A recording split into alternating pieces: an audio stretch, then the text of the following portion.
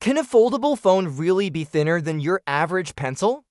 That's what the fresh Galaxy Z Fold 7 renders seem to suggest, and they're turning quite a few heads. Shared by OnLeaks and Android headlines, the latest images give us a closer look at what Samsung might reveal on July 9th in New York City. Just from the design, you can tell Samsung has made a big change. This foldable looks thinner than ever before. Last year's Galaxy Z Fold 6 was 12.1 millimeters thick when folded, but now leaks suggest the new Fold 7 will be just 3.9 millimeters when unfolded. That's a 30% drop in thickness, which is a huge shift for a phone that already folds in half, but making it thinner comes with a trade-off. The 3 cameras on the back now stick out more, something we've seen before from other brands like OnePlus and Google. Still, Samsung seems willing to make that compromise, especially as it might also make the device a bit wider, possibly over 10 millimeters more compared to the Fold 6 to improve screen space and usability. When you unfold it, you'll reportedly be looking at a 7-inch dynamic AMOLED screen with a resolution of 1856 by 2160 pixels and a smooth 120 Hz refresh rate. The cover screen won't disappoint either. It's said to be 6.3 inches, also dynamic AMOLED, with a 968 by 2376 resolution, 120 Hz refresh rate, and protected by Corning Gorilla Glass Victus 2, which means it should be tougher against scratches. As for what's under the hood, the Galaxy Z Fold 7 is expected to be powered by the Snapdragon 8 Elite for Galaxy processor, built on the 3nm process. That's the same chip tuned specially for Samsung devices to give a little extra performance. The phone should also come with 12 GB of LPDDR5X RAM and 256 GB of fast UFS 4.0 storage. It'll run on Android 15 right out of the box. Battery life will be handled by a 4,400 mAh battery, and it should support 25-watt wired charging and 15-watt wireless charging. So yes, this phone is built for power and convenience. But there's a bit of disappointing news for some fans. A reliable leak from at Panda Flash proclaims that Samsung might remove the under-display camera that was used in the Fold 6. Instead, it looks like the Fold 7 will bring back the punch-hole camera for the inner display. Why the switch? The photos taken with the under-display camera just didn't turn out well, and it seems Samsung didn't think it was worth keeping.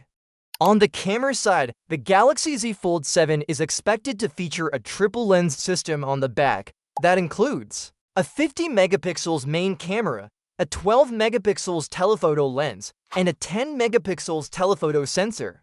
That setup should be able to handle everything from casual shots to zoomed-in photos with decent quality. And if the renders are accurate, we'll be getting at least 2 color choices. One is a sleek black finish, and the other is a more standout blue shadow color that might turn heads.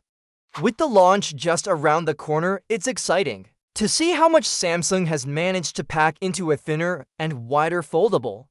Of course, all these leaks and renders still need official confirmation, but the details so far make it clear that Samsung is pushing for a more refined and polished foldable experience. What do you think? Does a thinner foldable make you more interested in buying one? Let us know what features matter the most to you in the comments below. And if you enjoyed this video, don't forget to hit that like button and subscribe to our channel for more updates on the latest tech coming your way. Thanks for watching. Is Apple really following Google's lead this time? That's what people are asking after new renders of the iPhone 17 Pro and iPhone 17 Pro Max started making rounds online. The major talking point? A brand new camera design on the back, a horizontal bar that instantly reminded people of what Google has been doing with its Pixel phones for years. And just like that, the comparison game began. Interestingly, the base model of the iPhone 17 and the thinner iPhone 17 Air don't look anything like the Pixel, at least not based on the current leaks. But the Pro versions? That's where things start to look familiar. When you look closely at the leaked images, the shape and placement of the camera setup feel like something we've already seen before, just not from Apple. What made this story even more fun was Google's reaction. Rather than making a public statement or starting a debate, Google did what it usually does, added humor into the mix. Through their ongoing Darn Best Phones Forever ad series, they responded in a clever and light way. If you've seen these ads before, they feature the Pixel and iPhone as animated characters. They're close buddies, chatting about tech updates and trends. The Pixel usually comes across as the smarter, more advanced one, while the iPhone plays the role of the classic favorite that's catching up. In the newest episode titled Responding to the Rumors, the two phones host a podcast together where the leaked iPhone 17 Pro design becomes the hot topic. A fake headline flashes on screen. iPhone 17 leaks look a lot like Google Pixel. The iPhone character quickly reacts, asking, "Can you imagine me doing something you already did just years later?" It's a playful line, but it makes a clear point. Google's subtly saying, "We were here first." The ad continues by highlighting a few other times Apple followed Google's path. Take Night Sight, for example. That's Google's night photography, feature that arrived in 2018, allowing users to take bright, detailed photos, even in very low light. Apple introduced a similar night mode in 2019. Then there's Magic Eraser, a Pixel feature that lets you remove unwanted objects from your photos. Apple recently came out with something nearly identical, calling it Clean Up.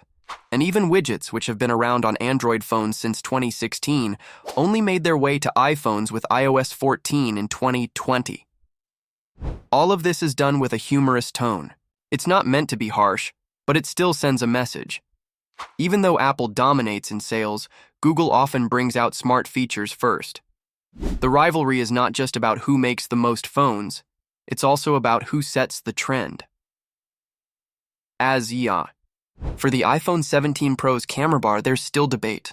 Yes, it's horizontal and stretches across the back like a Pixel, but it's more squared off and bulkier than Google's latest sleek design on the Pixel 9. So, while it's not an exact copy, the timing of the ad and the similarity in style got people talking. Meanwhile, Google fans are turning their attention to the upcoming Google I/O event, which is happening from May 20th to May 21. The main highlight is expected to be the Pixel 10 series. The new phones will run on the all-new Tensor G5 chip.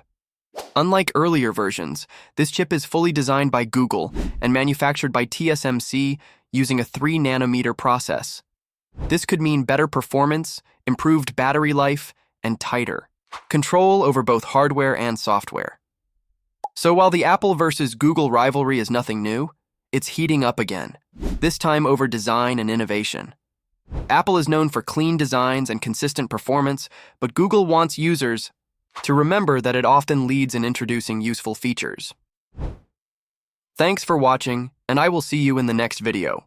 Why does Apple keep holding back when it comes to RAM, even while Android phones have pushed far ahead? That question has been around for years, and now it looks like Apple might finally be ready to change things up.